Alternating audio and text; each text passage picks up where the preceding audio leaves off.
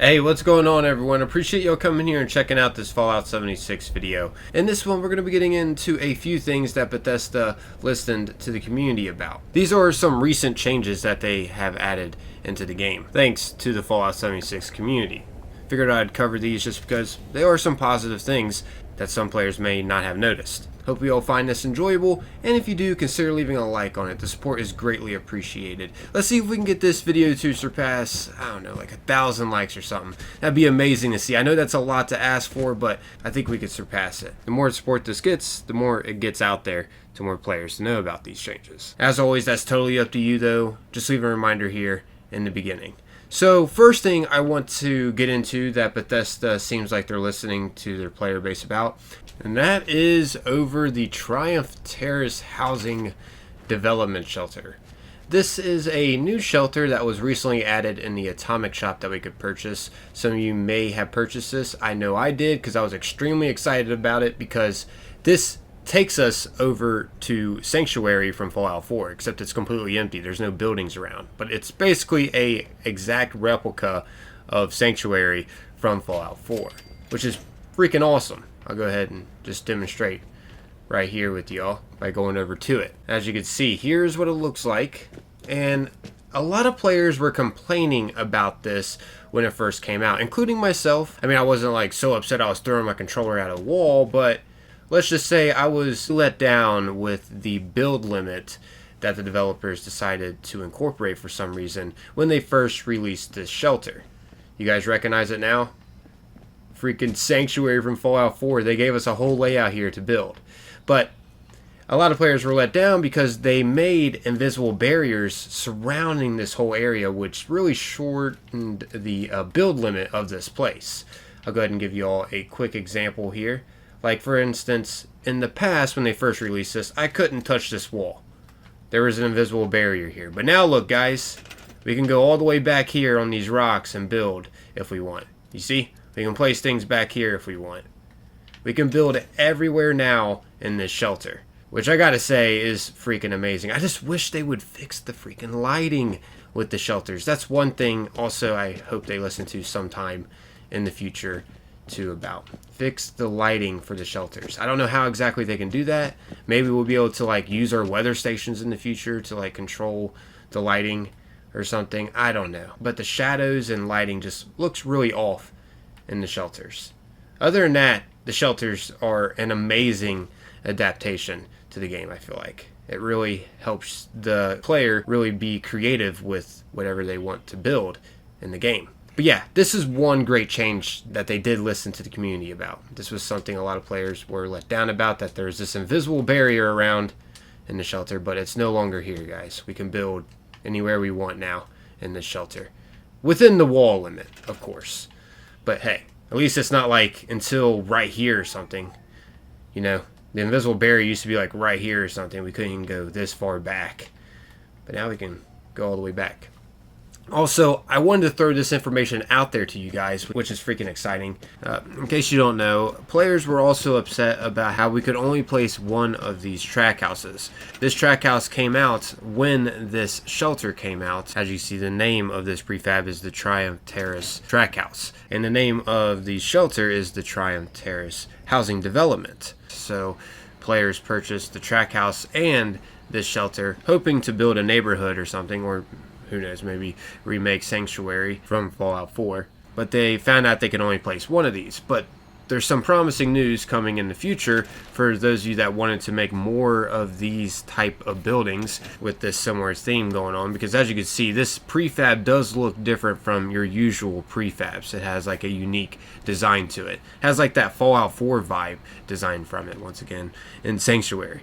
But yeah, it turns out, thanks to a data miner that goes by Sugar Bombs Rads, he provided me with this information over some new building kits we're going to be getting in the atomic shop to be able to design this track house prefab. We'll be able to create our own styles, as you can see, and there will be different colors too. There will be a blue and a red one, not just a red one, which is awesome. So for those of you that were hoping to make like a neighborhood or something in this shelter, you'll be able to do that. Or you could build like your own theme outside of this shelter too, using those kits. So yeah, we'll be able to place down walls and windows individually, and it won't just be a prefab. So we can make tons of these houses around in this environment, or wherever you make it. You can make it also not in the shelter if you want to do that. These house designs do look nice. Gives off that Fallout 4 vibes majorly. But yeah, just wanted to bring that good news too to you guys as well. That's something they are listening to you all about. It seems like they are going to be incorporating building kits for these style of houses, so we can make more than just one around, which is awesome.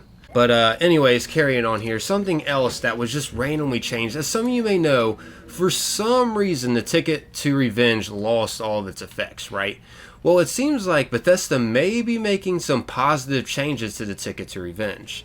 As some of you may know, in the past, they did nerf the Ticket to Revenge. They gave it like a Furious effect and stuff like that, instead of it having the Bloodied effect with the VATS effects as well, which was freaking amazing.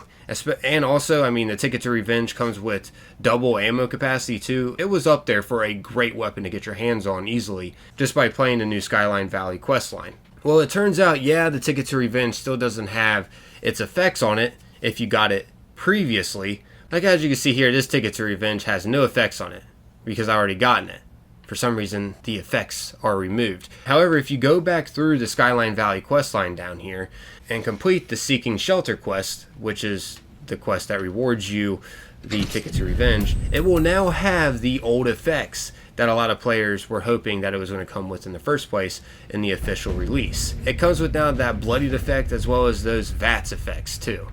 Freaking awesome. And yes, it still has that double ammo capacity too, compared to a regular railway rifle. So that's some positive news right there that it seems like they listened to. I don't know if this is some kind of like accident that they listened to this about, like they didn't mean to make this change. But right now we are able to get that old great Ticket to Revenge with the blade effect on it, if that is something you're wanting. Just by once again playing through the Skyline Valley questline, you just got to complete the Seeking Shelter quest, which is really early in that questline. And for those of you wondering why is this even special, especially since we can now craft our own legendaries, well, the reason why the Ticket to Revenge is special and is worth it to get, especially now since we can get it with the Bloodied and VATS effects, is, well, it comes with double ammo capacity. That's a huge plus. And another reason why this is special, not only the double ammo capacity, but it also has a unique skin, this Mothman skin, which you can only find on the Ticket to Revenge. You can't modify this weapon with your own, with legendary effects that you want. The effects that it comes with are set in stone. But now since it's coming with the Bloodied again, and with these two VATS effects, plus 50% chance to hit a target in VATS, and plus 15 bonus VATS critical charge. Also attack stagger target. I'd say it's worth it to get it now. Overall, this is not a bad weapon whatsoever, and it's already modified to be automatic too. But anyways, lastly here, something else that I wanted to mention that they are listening to about is trying to fix the crashes that are a big problem right now going on in Fallout 76. As you can see, it did state in the latest patch notes that they have improved the stability for PlayStation users, which PlayStation users are crashing a ton. So they are trying to smooth out the game, which is great. Don't get me wrong, Xbox users and PC users are experiencing crashes as well. I don't know if it's as frequent though as PlayStation. For me, it doesn't seem like it's as frequent as PlayStation users, but I am playing on an Xbox Series S. I have heard that Xbox users are crashing on the Xbox Series X and the regular Xbox One. And I haven't really heard much about PC users crashing as much, but I have heard of some of them still experiencing crashing too. But for the most part, they are seeming like they are trying to smooth out the game with crashes. Like I've heard a lot of PlayStation users are able to now go and complete the seismic activity event without them crashing. They are still experiencing crashing, but they're not experiencing it as much, which is a step in the right direction. They are listening to our feedback of what's bothering us in the game. Which, on that note, if there is something that's still bothering you in the game, report the bug to them so they are made aware of it. I'll have a link down below in the description to the Bethesda support site, which that's where you can report your bugs that you find.